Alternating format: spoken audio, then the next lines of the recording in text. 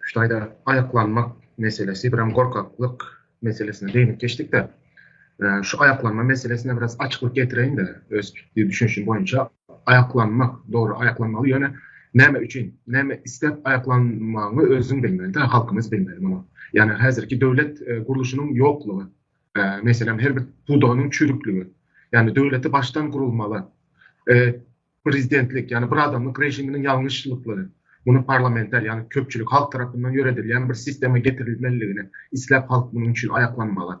Yani öz bir ayaklanmanın bir sebebi olmalı da. Sen bu zatlar için görüşmeli. Bizim nememiz görüşümüz hem yani bu uğurda da indi korkaklık bu arada öz düşüncemi aydıp geçsem korkaklık şu vakti iki tarafta da var.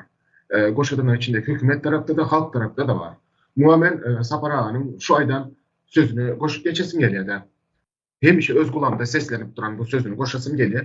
Eğer sen sonku dereceli korkak adam olsan yani en sonku dereceli korkak adam olsan hiç olmasa bunu edip bilersin. Bizim kanallarımıza abone olsan haçan da bizim kanallarımıza abone olsan 100 bin ve 200 bin olan halatında şu hazırki boş adamların içindeki hükümet özü kaçıp gider.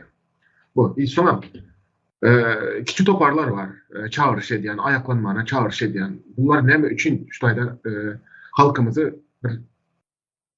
son görünmeyen yola sokmayı isteyenler. Bunlara da çağrışlarına da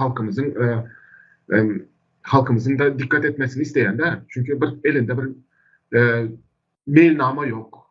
Bir amaç uğruna esası meselenin bir adamlığı. Hazırki prezidentinliğini görkezip yani şu sistema bilen şu kadro bilen devam ettirmek isteyenler. Bu da halk için hiçbir bir ütkeşikliğe yol açmaz diye fikir eden.